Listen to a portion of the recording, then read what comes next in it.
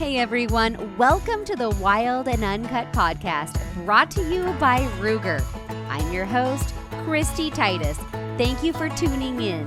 The line is going hot, so let's go full send on this episode.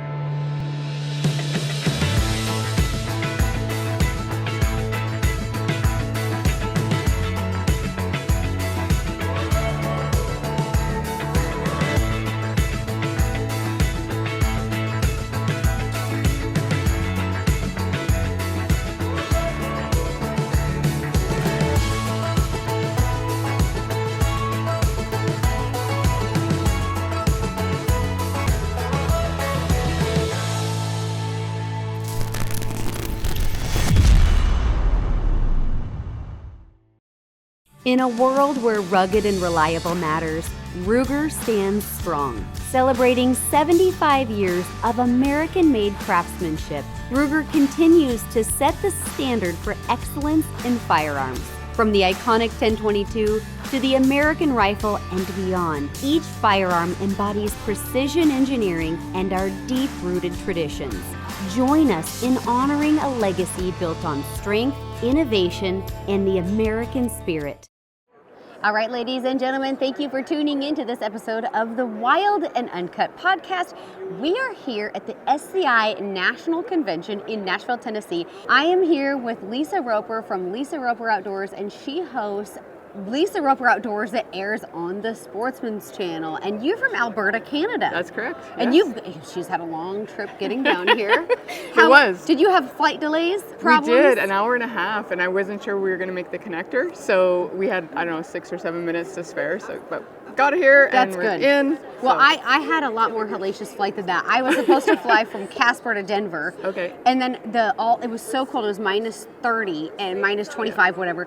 And all of the de-ice machines were frozen at the airport. So the airport was shut down. I had to drive to Denver. Oh, no way. Barely I missed my original flight. I mean, it was just, I got here. Praise God. That's a pretty good story. Praise God. So you had it easy. I did have it easy. I'm like, I got to get I had to rent a car. It was an act of God to get here. Yeah. So it was really, some people right now, the travel is just these winter months can be really tough. 100%. And the swing, like in Alberta, we were at minus 45 with wind chill, and then it was plus 3. So it's crazy. Yeah, we're in the same boat. My friend, her water troughs for her mules is all freezing over, and it's like, okay, how do we manage all these things and keep them functioning in this cold of weather? So 100%. Yeah, it's but you're an ice fisherman, so you probably love it. Well, I do. I mean, I love the cold because it brings on the ice, and then of course, you get to fish and enjoy all of that. So yeah, no complaints on my part. So tell me, back up a little bit. Sure. You have a TV show. You're on Sportsman's Channel. There's very few women that are doing what you're doing. How did you get started in all of this? Well, so that's a bit of a story, but so I was born and raised hunting and fishing. Very fortunate to have my dad and my brothers to show me, the ropes and obviously generations passed down, and so that's beautiful. And then fast forward, actually I'll tell you a little story. So I remember that one of the first times I was probably like 7 or 8 years old, and my dad announced that him and my brother were going hunting. And you're like, excuse me? Oh yeah. So I'm packed up. I'm going. Yeah. And so I go to go outside towards the truck, and he's like, "What are you doing?" I said, "I'm going with you guys." And he's like, "Oh no, you're staying with Mom." Holy tears, and I'm like, no. I love my mom and all of that, but I knew my heart was out there doing the outdoor stuff, and so I know the next time he announced they were going hunting for an all-day hunt, I honestly just quietly got into the back seat, and he got in the truck, and he's like, "What are you doing?" I said, "I'm coming with." And honestly, it was that point that I remember him looking back and looking at me like, all right, I guess she's not taking no for an answer here. And so it just started such a beautiful relationship and amazing memories. And so then unfortunately about 10 years ago, my dad passed away very suddenly. I'm sorry. Yeah, thank you. And he was my hunting and fishing partner, my best friend. Your mentor. My mentor, right? And grief is really hard, and we don't talk enough about it, and it's really hard to navigate who you are when those things happen. And but we also talk about how the outdoors, really bring us mentally, emotionally back to center. And so for the first 2 years, I struggled really hard. And then I sat down and wrote a list of, it was like December 16th, I remember the day, and I wrote a list of all the beautiful gifts he gave me. Yeah. Like, trust, respect, be yourself, be confident, take on the world, right? And then I remember from there, I wrote down the gifts he gave me in the outdoors, which, something, it seems simple, but something like walking out in the dark after a hunt by yourself, right? Which really translates to believing in yourself, listening to that intuition, right? Your strength. And so when I finished writing this list, I thought, there was the moment. Like, I don't want to just take these gifts and do nothing with them, and I don't want to grieve as hard as I've been grieving. Yeah. And so I found a positive way to bring them with me, and I decided to take on the outdoors. And that's how it started. So 8 years ago now is when I started, and I kind of wrote a list of goals after that. And then from there, 2 years into it, I decided to have a TV show for fishing, which in Canada, so I'm the first female to host and produce a fishing show on the Sportsman Channel Canada and World Fishing Network. So that's a lot of talking, sorry. No, that's fantastic. So you've been a hunter and an angler your entire life. Yeah. But TV, 2 years. This will be my 4th year. This will be 4th. Yeah. So what made you want to do a TV show? You were just like, I'm going to do a TV show too. No, I had no desire to do a TV show. It wasn't even on my, my goals or my list. The networks actually, the first network called me, and I kind of went, like, so were you tournament fishing? No, just a recreational angler, but really. So how did they hear about you? Social media is what they said. And really just making a difference. Plus I do workshops and presentations for women and youth. And so I think just a combination of things and just being kind of, notice that, hey, you're really trying to make a difference. Leader. Like well, thank you. I appreciate that. But in my heart, it was just doing something different, right? Really just showing up at the table and inviting women to join me. Like, come and do this. Let's have some fun and let's learn something. Yeah. And so, the first network called. A couple days later, the second network called, and I thought, man, like, they're in a battle for you. Wow. And so then I decided to go ahead and do a TV show. But it was funny because when I got off the phone from both of them, I sat down and kind of wrote my why. Like, why would I do this? And it's very important now because sometimes, we get lost. We kind of go off the road, we get in a ditch, and we're like, where are we? Why am I doing this? What's the point of all of this? And I think, when I can resonate back to my why, it just keeps me grounded and kind of gets me back to, okay, like, I'm trying to make a difference for women, for youth, really, I mean, anybody who wants to watch, but, just showing that we can do it. Like, we're here, we want to enjoy the outdoors and continue to pass on those beautiful gifts that were given to me. So, yeah. It's a great story. It's a great why. Have you read the book With Winning in Mind? No. Okay, you need to read it. Okay. So I was podcasting yesterday and with Anna V. She's also, she's a world-class dog handler and wing shooter and sporting clays competitor. Anyway, so she's like, oh my gosh, you've read the book. So we went off on it. But listening to you talk about having goals, lining out goals, identifying your why, you will eat this book alive, and it will excel everything you're doing to that next level. It's a really incredible book. I encourage everybody, if you have not read that book With Winning in Mind, you 100% should read it. It's a very pivotal point in your thought process and how you look at things and following a procedure and taking action steps to go from having a dream to reality, and which it's very difficult. A lot of people will say, I want to have a TV show. Yeah. But it is, okay, well, how do I get there? Yeah, the work that goes into it. But most people have a hard time, they know what their dream is, but the steps, what do I need to do to get there? Walk us through a little bit of your journey. With regards to the TV show, yeah, is that so what you you mean? just were like, okay, well, now I have to find a producer, and did the network help you? I mean, how did you do this? Yeah, absolutely. So, so one of the things when I talked to the networks, they were like, okay, we need a pilot episode from you to see, how you present yourself, what you're like on camera, all the good stuff. And they said, don't do ice fishing. So I did ice fishing. Yeah, you're like, this is what I do. I'm not going to deviate from this. I mean, I do both, right? Yeah. I summer fish and I ice fish. But I thought, here's the thing. If that's the hardest thing, because they said, well, ice fishing is really hard to sell.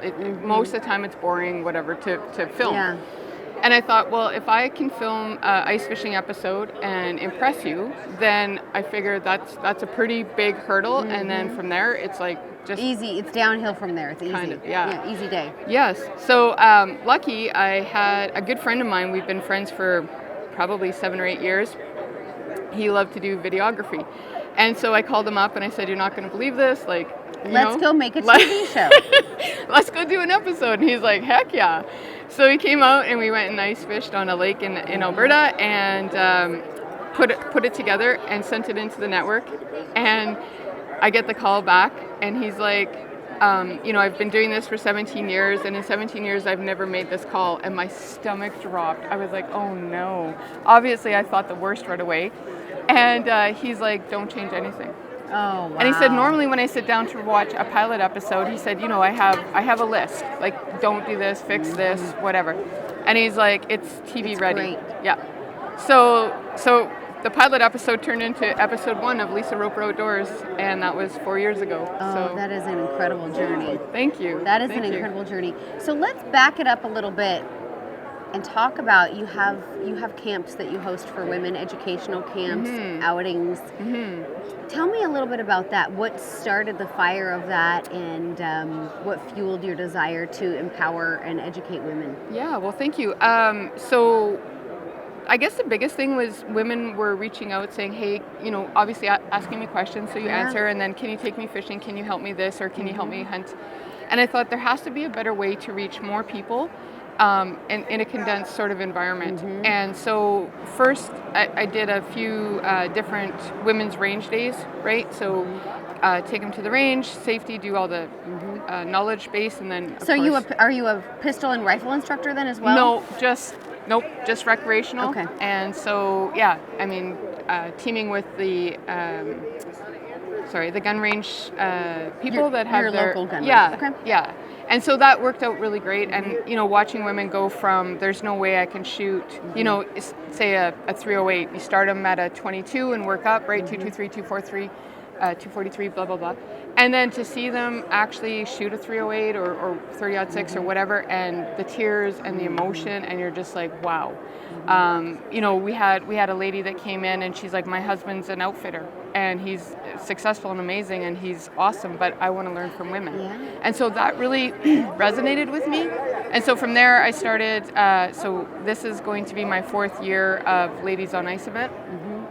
And so I actually do 3 events over 4 days. And so I do a corporate ladies event to celebrate International Women's Day, and of course bring corporate ladies out onto the ice. Most of them have never even touched a fishing rod before. So that's hilarious. Yeah. Well, and also I get it, because I mean my experience fishing is very limited. So I mean it's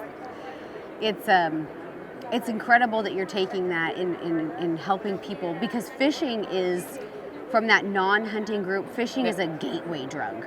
It is. It really gets your toes wet in the outdoors and opens up this world of conservation through hunting as well. 100%. Yeah. Absolutely. And they're so intertwined. And, okay, I'll go back. And so then I do a youth event, and then I do the big Ladies on Ice event, which is over 2 days, and there's 100 ladies. This year it's sold out in a couple days, and so it's amazing. We have women across Canada, and we actually have a few coming from the U.S. So it's really expanded, and it's beautiful to watch people grow, like you said, get their feet wet, and do all of that. And International Women's Day, that's a great way. And I feel like a lot of women that are successful in business that are interested are probably empty nesters. Yeah, there's all kinds. Yeah, I mean, we have from a receptionist to a CEO of company, of a company. So it's all walks of life. It's all walks of life, and it's amazing to watch their transformation from when they start in the morning to when they go to leave, and how much confidence they have by the end of the day. Absolutely. And the whole premise is, which is what we're all doing, women go hunting, all of it is train the trainer. That's right. Right? We're here to teach and train and do something different, so that they then take those skills and teach their family and friends and so on and so forth. Which, and whether it's hunting or fishing, fishing for me is like, something that's so important is proper handling of fish, or releasing the fish properly, right? Yeah. All of that ethical shots in hunting.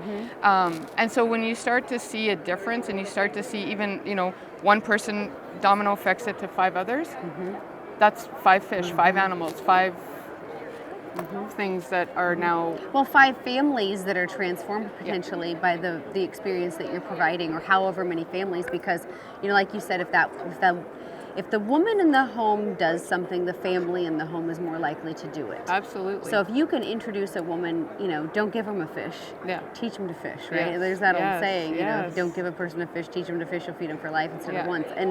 And you're feeding not only the life of this generation, but also the next. Yeah. Which is Beautiful. really incredible. Thank you. Yeah, Thank you. that's a great story. So you're doing these camps, you're teaching women how to fish, you're doing firearms courses.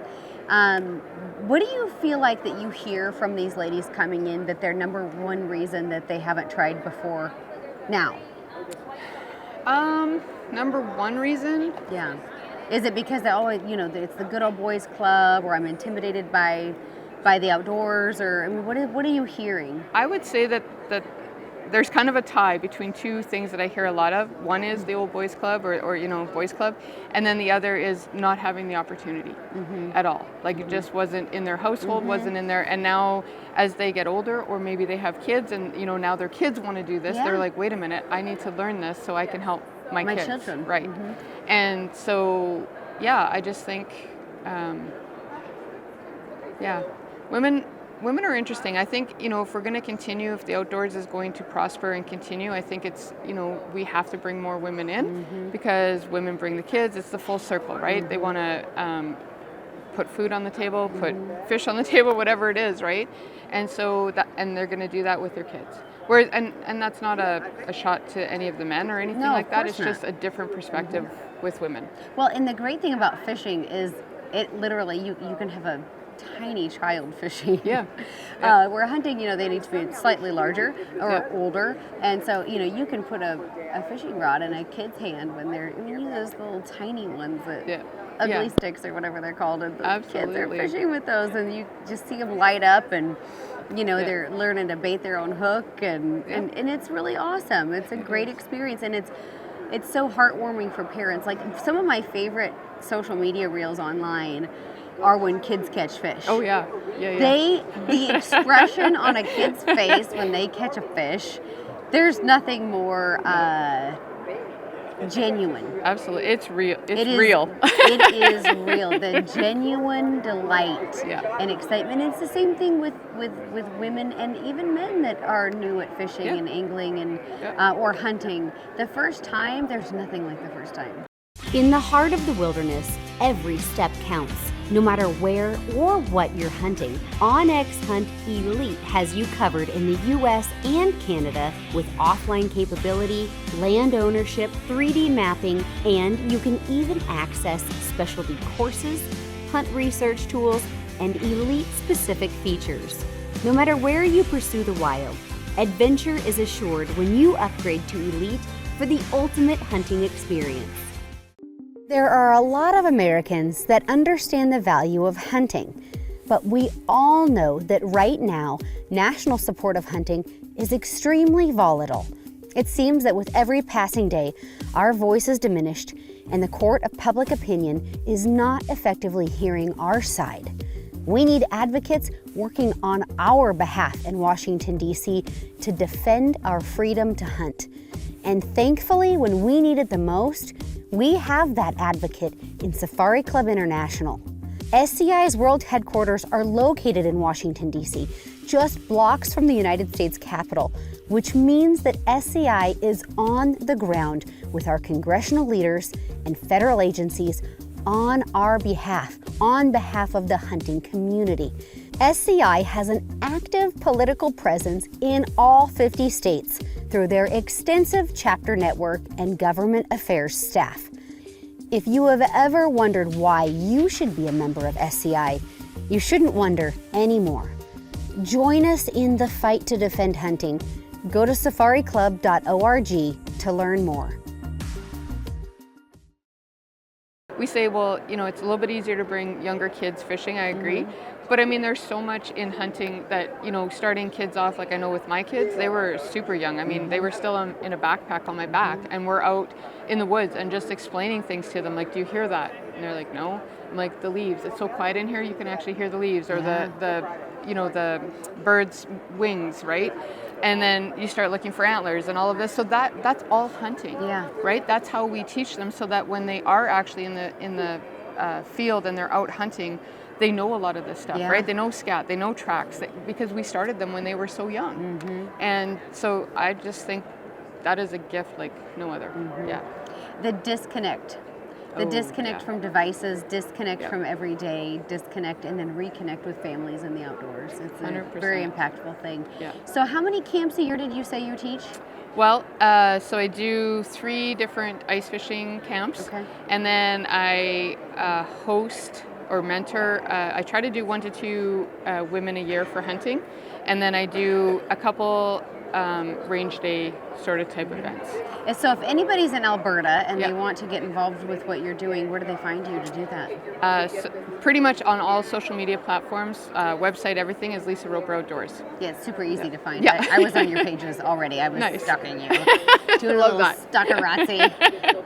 Which, that's so funny, like, we walk around these conventions and you're like, hey, I know you. Yeah. And most people have like fake names, at least you have your real name. And that my dad always said, there's one thing no one can take from you, it's your name. Yeah. And so that's why, and also because the outdoors is such a male dominant industry, that I thought, why hide behind a title when just show your name, right? And then people know, like, who's this girl? What is she about? Yeah, it's Lisa Roper.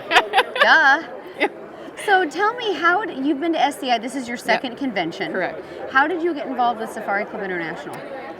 So my good friend Chris, she actually kind of got a group of us girls together and really started to educate us on what SCI stands for and who they are, and we wanted to be a bigger part of it. So yeah, we all showed up last year for the conference together, and we're back again this year. Round two. Yeah. And it's amazing, and it's so amazing to see some of my sponsors here, and as well as meeting new people and really connecting.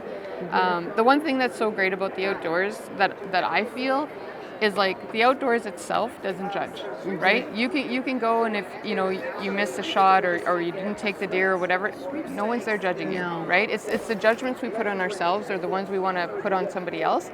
But I find conferences like this that is there. There isn't a lot of judgment. It's just people want to meet you, want to hear your story and connect. And I don't know, I just think it's such a beautiful thing. It's like a big family reunion. Yeah. We all get together and get to see each other, and 100%. Celebrating conservation. One of the things I love about SCI is there's different breadths within SCI now. They've expanded so much. The first for hunters, we've got our attorneys in Washington, D.C. We're doing habitat conservation, humanitarian efforts, and that's global, and it's such an impactful thing to be part of. Actually, I was just talking to a gal now who's getting ready to go to Africa, and she'd never heard of the Amy Bell Blue Bag program. So I encouraged her, get a hold of SCI Foundation, get a blue bag, and take that with you, on your next trip, and fill it and take it to kids, to orphanages, to schools, and it's, the hunters are truly making such a large impact. And then the foundation side, I got to do, help with some black bear hunt this year in Louisiana. It was the first one in 100 years, and my dear friend Maria Davidson was the biologist in Louisiana and for 20-something years, and helped restore the species. And it's one of the first successful, SCI was extremely involved in this, and it's one of the first successful species that was on the endangered species list, removed from the endangered species list, and actually restored to a huntable population. And SCI's had a huge hand in that for over 20 years. Yeah. And that is incredible. Like, it's so impactful to be here, and I think a lot of people don't understand SCI. They think it's all international. It's not. It's first for hunters. The only funds that go to corporate is 30% of each chapter's largest fundraiser. So everything else stays local. And are you able to access some of those funds for your local events? I haven't, but noted that I probably should have reached out. So in the future, maybe that is something I'll consider. But yeah, I haven't having said that, one of the events we did, I teamed up with another girl, and actually it was put on by SCI, and so that was quite a few years ago now. But I definitely thank you for that. Yeah, when I was in my 20s, I was really young. Excuse me. I was part of a chapter. I ended up being president of the chapter, but what I loved about that is, as a community leader, as an educator, I was able to say, okay, the funding from our local chapter events is going to stay local. Yeah. And I was able to do exactly what you're doing, firearms training seminars, survival seminars, GPS map compass seminars.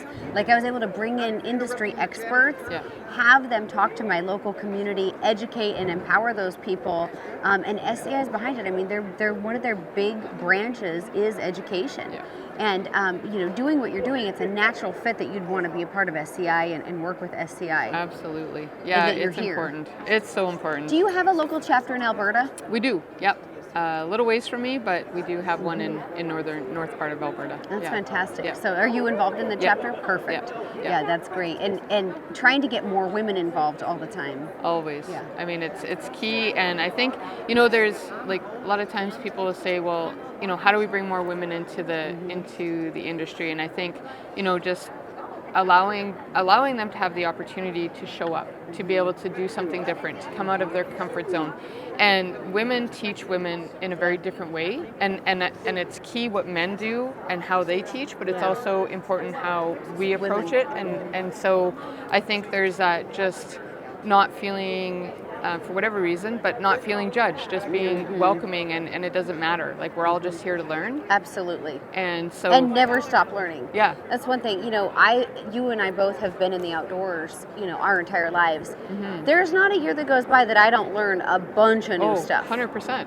And that's the great thing, is there's so many people, especially when you're new, joining a chapter like SCI is so impactful, because there are always members that have time and treasure to share, and it's a great place to connect with people that can help empower and inspire and help you do the things that you maybe never thought were possible. 100%. And I mean, that's why SCI is there, right? Is exactly what you just said. I mean, that's so powerful.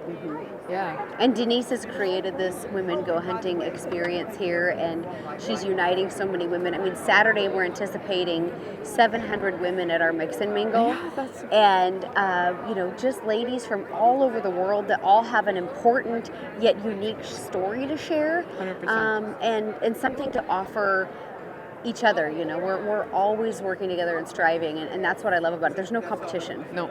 Because we all have, like, you are an expert angler. I don't know anything about fishing.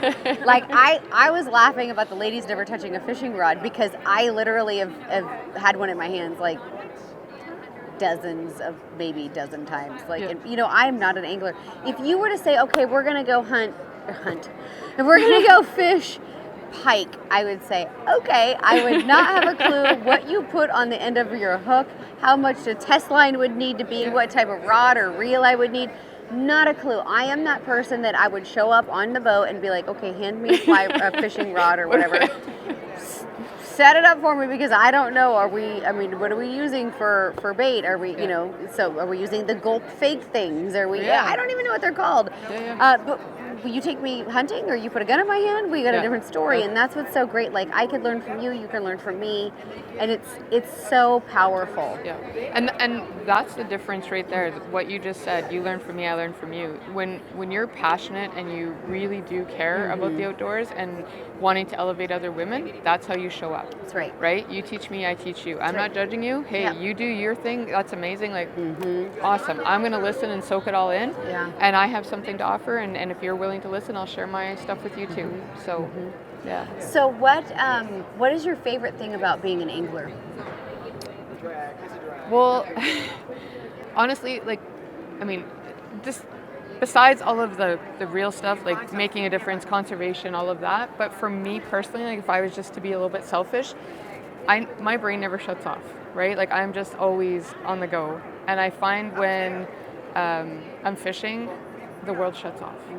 Like, I just put myself there and I just slow right down. And it's such a beautiful, I don't know, almost like a dance, with the rod and fishing. And the only other time I've ever felt that is when I bow hunt, right? Because you have to be so centered. And I think, yeah, if I was to be, just a selfish moment, that's what it is like I can just let the world go. There's no judgment. If I make a bad cast, no one's sitting there like beaking you or whatever, right? It's just reel up and do it again, and away you go. And I don't know, it grounds me, it centers me. I'm a better person, right? If I'm off kilter, as we call it, we kind of fall off the road or in the ditch a little bit. You just sort of, get lost, and life can get heavy. And I go fish for a day or two, and I'm energized, ready to take it on again. And you come back a better mom and a better 100%. Wife and a better everything. How old are your children? My children are 31 and 21. Perfect. So are they also leaders in their household then, in the outdoors? They are. That's got to make you really proud. Very much so. And it's very beautiful because our daughter is an angler, like she loves to fish and do all of that, but never ever took on hunting, never really even wanted any part of that. Whereas my son is like, yeah, I'll fish, but he's more like epic marksman, loves to hunt.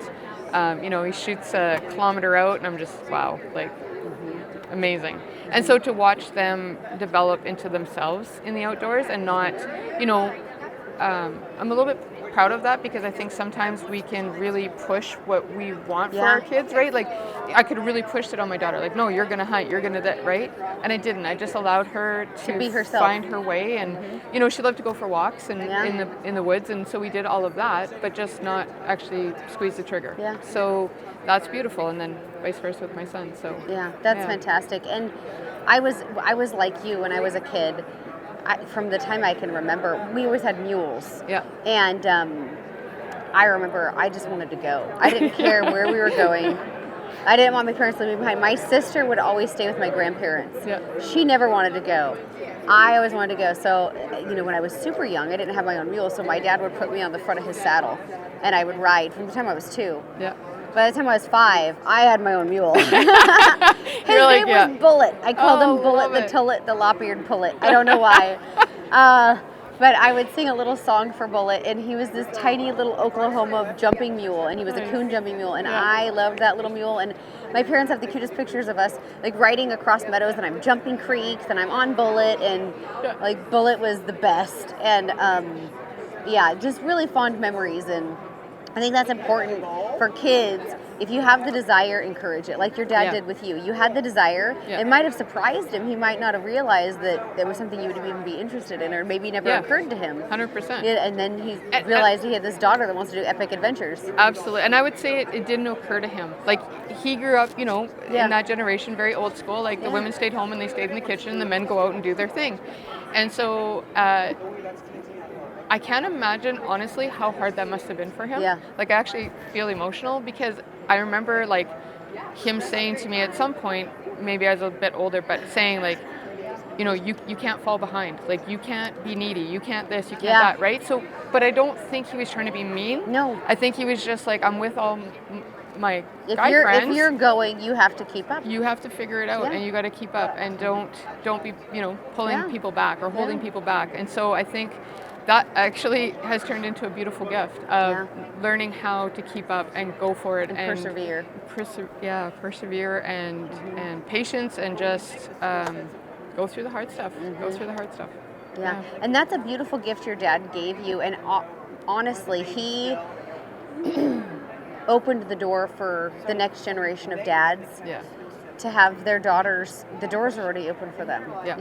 Your dad was the guy that the door wasn't really open, it wasn't closed. It was like, really? Like, the door's kind of open, but like, are you sure you want to go? You want to do this? This isn't really like a normal girl thing, right? And your dad opened the door and let you through, and so now the doors are wide open for girls, which is 100%. Fantastic, with the change in gear and the change in optics and the change in firearms, the change in the entire sports industry has lent itself to encouraging and embracing women to be part of a community. Absolutely. And I think the entire industry showing up for women, and you just said it all, from where the right clothing to the right gun length to the right whatever, really does make a difference. It really speaks volumes to I belong here. Yeah. Right? It's okay that Well, we're here now. Yeah, we're here. We're here now. We're not going anywhere. We're not going anywhere. Absolutely. Yeah. And so, yeah. And women are the fastest growing demographic in hunting right now. I mean, hunting in general, or overall, I should say, is on the decline, but not with women. We're on the rise, and we're coming in, and we love it. And I think, I see a lot of women, especially like my age, that they have children, or their children, they've hunted with their kids, they've done things with their kids, and then their kids, they go empty nesting, and their kids go to college or whatever, and then they're like, they have a place for them to excel outside of motherhood. They maybe did FFA or 4-H with kids and did hunting with kids, and it was always about the kid for this period of 18 to 20 years. Yeah. And now it gets to be about them. And I love seeing that, like women that are like, no, you get to do this for you. Yeah. 100%. And that's such soul food that you see in these women. Also, getting involved in conservation, realizing the legacy they're leaving isn't just with their children, it's with the organizations that they give their time and treasure to that are making an impact globally, like STI. 100%. And it makes such a big difference and such an impact, and it's amazing to see so many women showing up and really wanting to make a difference, not just showing up for one reason. Yeah. So switching directions. Sure. What is your favorite fish to catch? Ooh. Like there has to be one that like bites and fights hard. You're like, yeah, I'm gonna go fish that one, or my arm is sore today, or So for me, my favorite has been bee run steelhead. Okay. I love going and fishing the Clearwater River in Idaho. I'm not a big angler, right? But it is fun because you're on the boat, you drift down, and you drift your line, and when you catch one of those bee run fish, they fight. And so in where I fish, you can't keep wild fish. You can keep hatchery fish. And they are great smoking fish. So I will take them home and smoke them, flay them, smoke them. And then at Christmas or holidays or for events, I do a smoked steelhead cream cheese dip, and it's like amazing. Crackers, a little Tabasco and some dill. Ooh, so good. But I love catching that fish because it's a fun fighting fish. And then the drifting experience, and then the story of the hatchery. So there's like a big conservation aspect of that where you get to experience the joy of wild fish, but then also you get to experience the benefit of what humans have done for conservation of a species and betterment of a species. So anyway, what's your favorite? Oof. That's always tough. I guess I would say walleye. I love catching walleye. And they're so good to eat in fresh butter. Like you take butter and butter up a walleye. Ooh, so 100%. good. Yeah. Everything's better with butter. It is. Absolutely. But I think because they can be so finicky, but then they can be so aggressive. Yeah. And you can have big walleye. You can. But I mean, it's hard because I can easily say to you that pike is my favorite as far as the feisty, the attitude, the anger. Because those things get like 50 inches or 40. They're like human size. Yeah. Actually, I just filmed an episode and I caught my personal best, and it's just over 50 inches. And that's as tall as me pretty much. So just so y'all, if you're wondering how tall I am, that's how big the fish is pretty much. Put it in perspective. Yeah, incredible. Like I had a few tears. I'm not a crier, but I had a few tears because I've worked my whole life. Like I always had this goal that I wanted to catch. It's like a once in a lifetime fish. 100%. And did you keep it or did you let it go? Oh no, let it go. You let the big ones go. I love it. Yeah. I do a lot of skill. Thank you. I do a lot of catch and release. I think it's important, but I also think, and a lot in what I teach is releasing them properly. Yeah. Right, doing the right steps so that you know that when you release them, they're actually going to survive. Live. Yeah. So no, she went back, and we had a moment. How old do you think the fish was? I mean, I don't know how to age fish. I should know this, but I don't have a clue. But I'm going to say pretty old. She was beat up. She definitely had like some good battle wounds, and amazing. You should go if you haven't done this yet. Go to the Columbia River or the Snake River and fish for sturgeon. Yes. They're like dinosaurs. Yes. Their mouths are like this big around, and you put your hand in their mouth, and they don't have teeth, and you can touch their face, and they feel like sharks. You can't take them out of the water. Well, they call shakers, bakers, and then oversized. But Shakers you just catch and turn back. Yeah. Bakers you catch and then you get to bake them in your oven. Nice. And then the oversized are the fun ones. And it's literally, they're a prehistoric fish. Yeah. They look like a dinosaur. They look like a shark. You get to touch them. You get to have it's this incredible experience with this giant fish. You can even get in the water with them. People get in the water with them and like touch them, and you need to go do it if you've never done it. It is an incredible trip. Yeah, 100%. It's on my list. Like I've fished for lake sturgeon in the river. That's what we have in Alberta. Yeah. But I haven't gone to like BC Oversized. where they have the 12, 13 foot sturgeon. They are so cool. Yeah. And they're like over 100 years old when they get that big. They're so old. Like if you think about it, long before our lifetime occurred, this animal was swimming in our rivers, and it's just blows your mind. Totally. And just to feel that, like not everybody has that type of connection, right? But to feel that honor or that passion towards a fish, thinking, oh my gosh, like you're 100 years old and I just caught you, and now I'm gonna release you, say thank you. So you can live another right? 50 years. Like it's incredible. Yeah. So. They get extremely old. Like if you go to the Snake River, there's like photos of some of these fish. The immense size of them is unreal. Yeah. And the conservation efforts that they're putting into increasing fish populations there is incredible as well. Yeah, the tagging system and making sure like we're putting them back and doing all the right things. Yeah, it all helps. It all makes a difference. Do you have a lot of hatcheries in Alberta? We have 3 hatcheries, I believe it's 3 in Alberta, and I actually just filmed an episode on brook trout, rainbow, and tiger trout. Okay. So I went to the Cold Lake hatchery in Alberta and kind of did a segment on that and just understanding what it took. Oh, that was so incredible even for me to understand and know. And then to understand that, in Alberta we don't have a lot of lakes, like we only have about 800, whereas our neighboring province, Saskatchewan, has like 100,000. Mm-hmm. So with the hatchery, we've actually opened up 300 more lakes from stocking fish. So are they flying them and dropping them? Nope, they truck them. Okay. And then kind of looks like a slide, right? Just like a kid's playground slide. And put them into the lake and away they go. So that is incredible. Well, I'll have to look forward to watching that episode because I love episodes like that, the conservation aspect of it. 100%. And everything you're doing is so incredible, from your education to your show. How many episodes a year are you producing? 13? 11. 11. Yeah. So yeah. Close. Yeah. Yeah, so close. Yeah, close. And so you're Lisa Roper Outdoors. It's airing on Sportsman's Channel. Yeah. World Fishing Network. And the World Fishing Network. People can watch you there. Anywhere else people can connect with you, learn more from you? Well, my website, Lisa Roper Outdoors, and then starting social media, Instagram, LinkedIn, same handle, Facebook, it's all the same. I love it. She's simple like me. Just Kristy, Titus, and Lisa Roper. We're here. Exactly. Just make it simple and easy. She's not Camo Barbie, okay?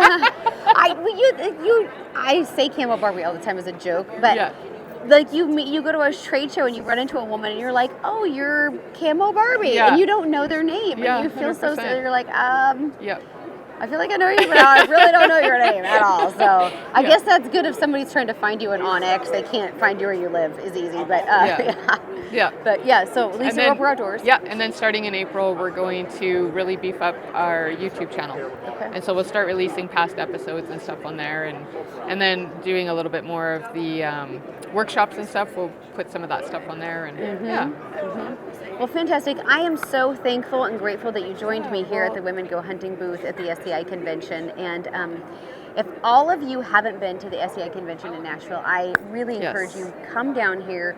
Come by the Women Go Hunting booth. We have a great mix and mingle every Saturday, every year. It's free. It's networking with women. It's cocktails like mimosas, Bloody Marys.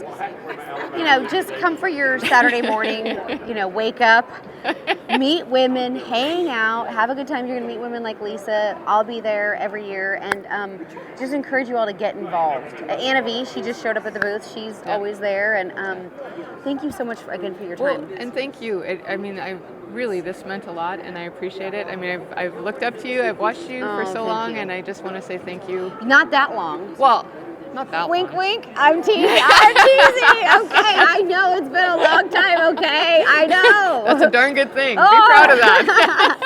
We don't have to talk about that, Okay, Lisa. I'm joking. Thank you guys for tuning into this episode of the Wild Uncut podcast. You can tell we're not having fun here in Nashville. So no, none. Until next time, you guys. Thank you. When conditions get tough on a mountain hunt, your gear must be tougher. Making every opportunity count means selecting equipment that will not fail. Any condition, anywhere, Hornady Outfitter ammunition is designed to perform. Available in a wide range of cartridges from .243 to .375 Ruger. When you're looking for a hard-hitting, deep-penetrating bullet and cartridge that performs in the most rugged environments, look no further than Hornady Outfitter ammunition.